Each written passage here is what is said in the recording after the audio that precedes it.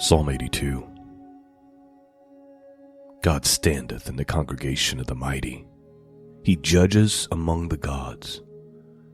How long will you judge unjustly and accept the persons of the wicked?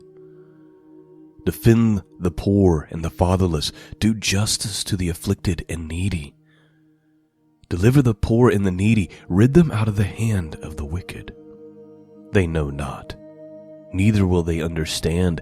They walk on in darkness. All the foundations of the earth are out of course. I have said, you are gods, and all of you are children of the Most High. But you shall die like men, and fall like one of the princes. Arise, O God, judge the earth, for thou shalt inherit all nations. Greetings. Welcome back to the broadcast. I'm Shawn. Today, we are looking at this past week's, really yesterday's lectionary study. And the gospel portion is centered around Jesus saying, don't think that I've come to bring peace, but rather I've come to bring division. And that'll be the focal point of our commentary for today. But as usual, before we get to the gospel portion, we have a short epistle reading from Hebrews and a short reading from the prophet Jeremiah. And if you open up your hearts and you ponder these words, I think you'll see the connection of some connections to this gospel portion for this week. I'm not going to give really any commentary on the epistle and the prophet reading. We'll save that for Luke chapter 12, which is verses 49 through 56, if you want to follow along. I hope that you're being blessed by this work, and it's my great privilege to be able to get behind the microphone and to study God's Word with all of you, and I'm just so grateful and so blessed to be able to do this, and there's just nowhere I'd rather be early Monday morning than here with all of you. Let's begin. We're starting with Jeremiah. It's chapter 23. It's only 6 verses, 23 through 29. Open up your hearts and let's see what the Word of God might say to you this morning. Jeremiah 23, starting with verse 23. Am I a God at hand, saith the Lord, and not a God far off? Can any hide himself in a secret place that I shall not see him, saith the Lord? Do not I fill heaven and earth, saith the Lord? I have heard what the prophet said. That prophecy lies in my name, saying, I have dreamed, I have dreamed. How long shall this be in the heart of the prophets that prophesy lies? Yea, they are prophets of deceit of their own heart, which think to cause my people to forget my name by their dreams, which they tell every man to his neighbor, as their fathers have forgotten my name for Baal. The prophet that hath a dream, let him tell a dream, and he that hath my word, let him speak my word faithfully. What is the chaff to the wheat, saith the Lord? Is not my word like fire, saith the Lord, and like a hammer that breaketh a rock in pieces? So please note, just a quick thought. There's a lot of people who, quote-unquote, prophesy. The prophecies don't come to pass. Of course they don't, because they're not really prophets. But I don't think it's disingenuous. And what I mean is I don't think that they're intentionally out to deceive, but rather they're deceived by their own hearts. Just like what is being described here. He says, verse 26, this is God speaking through the prophet Jeremiah, how long shall this be in the heart of the prophets that prophesy lies? Yea, they are prophets of the deceit of their own hearts. So many people out there with their pet doctrines and their ideas, and they want to be a prophet, or they, I think sometimes their motives are even good, but they're deceived. what I like about this passage here is like, don't worry about any of that. The word itself is where the power is. He says, the prophet that hath a dream, let him tell a dream, and he that hath my word, let him speak my word faithfully. What is the chaff to the wheat?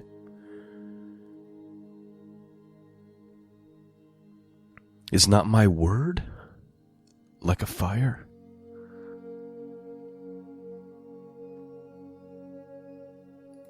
Let's move forward to Hebrews chapter 12, calling us to lay aside our sin and truly follow Christ, truly walk in righteousness and holiness, of which the writer of Hebrews says, if you don't have, that being holiness, you will not see the Lord. Let's begin. Hebrews chapter 12, verses 1 through 14. Therefore, since we are surrounded by so great a cloud of witness, let us also lay aside every weight and the sin that clings so closely, and let us run with perseverance the race that is set before us, looking to Jesus, the pioneer and perfecter of our faith, who for the sake of the joy that was set before him endured the cross, disregarding its shame, and has taken his seat at the right hand of the throne of God. Consider him who endured such hostility against himself from sinners, so that you may not grow weary or lose heart.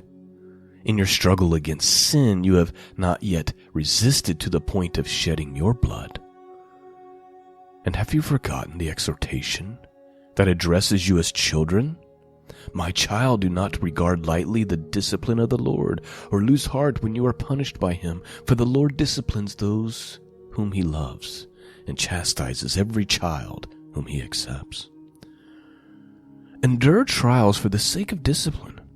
God is treating you as children. For what child is there whom a parent does not discipline? If you do not have that discipline in which all children share, then you are illegitimate and not his children.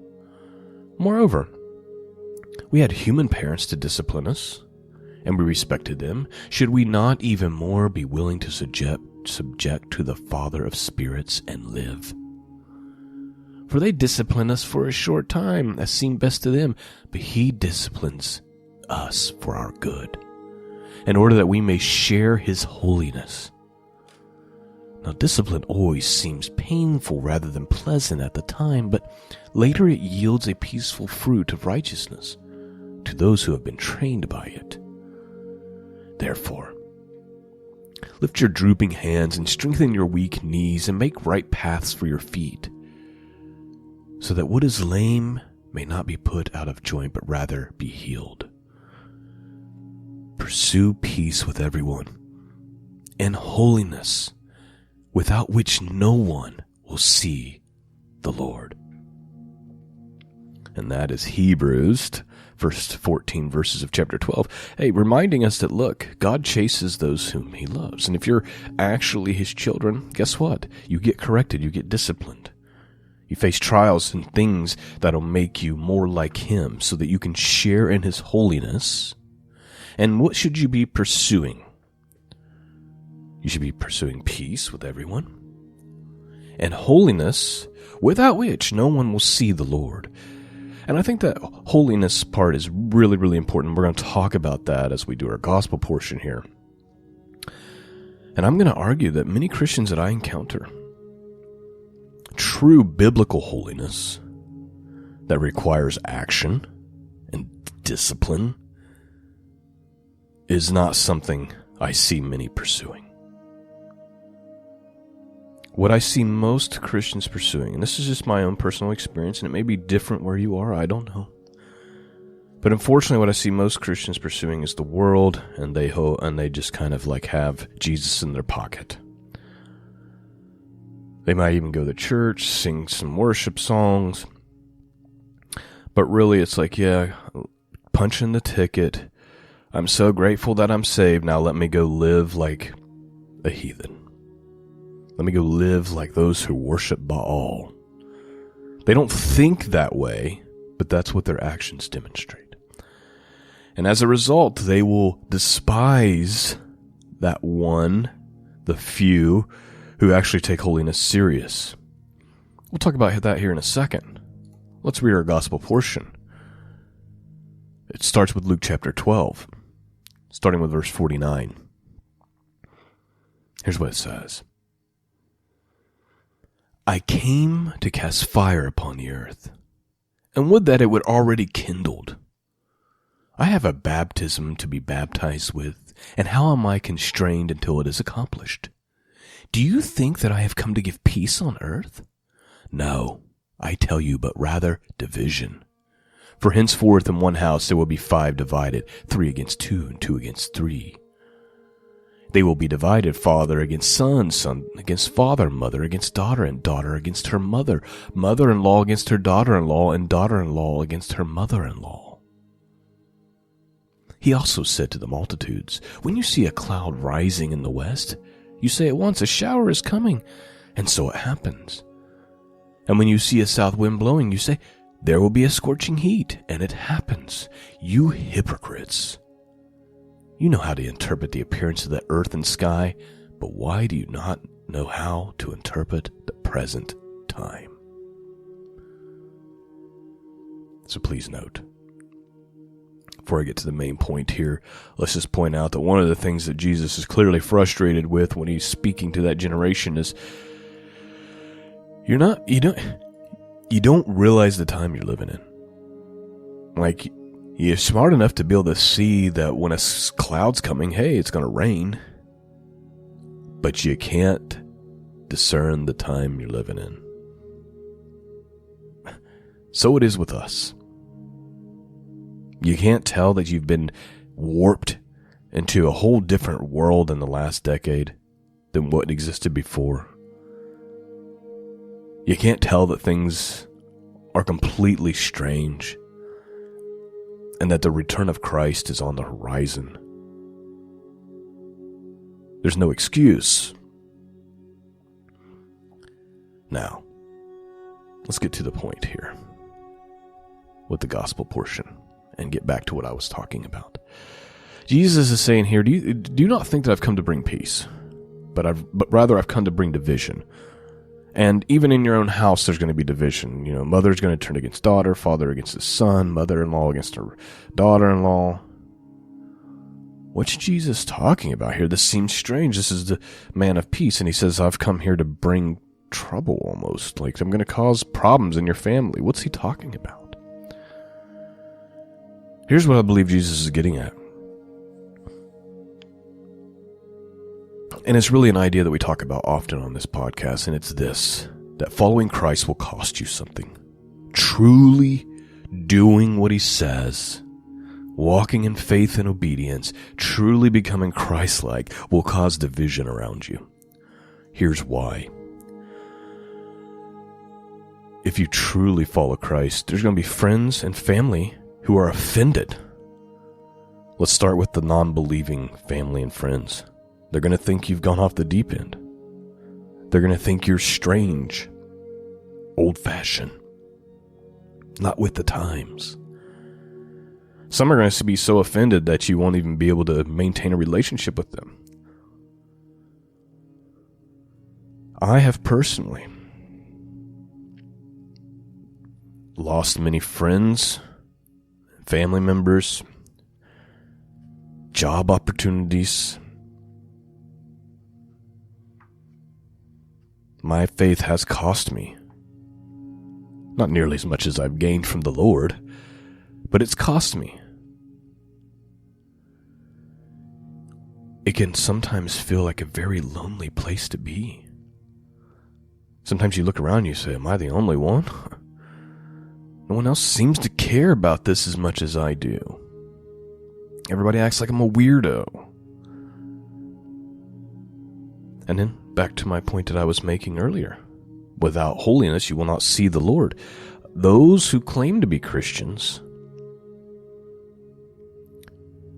will despise you for trying to walk in holiness.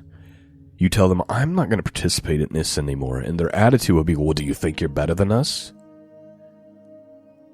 Their attitude will be, that's works religion. You're trying to earn your salvation. Why is this? It's because true holiness is like a spotlight, bringing light to sinful behavior. And so when you seek to walk in that righteousness and holiness, and you take worship seriously, and you take God's word seriously, and you take holiness seriously, they're not going to like that, because it exposes them for not doing those things. It exposes them for having a casual attitude about sin and about their relationship with God, and how dare you.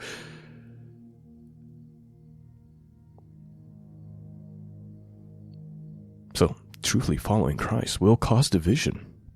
You'll see it in your relationships, family, friends. You'll see it amongst other believers who don't take holiness seriously. It will cost you things. Really everything.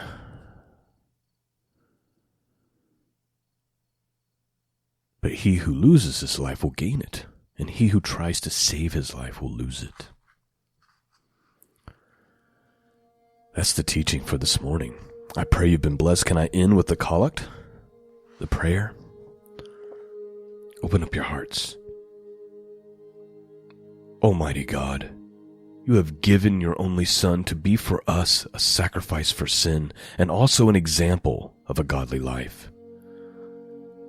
Give us grace to receive thankfully the fruits of his redeeming work, and to follow daily in the blessed steps of his most holy life, through Jesus Christ your Son, our Lord, who lives and reigns with you and the Holy Spirit, one God, now and forever.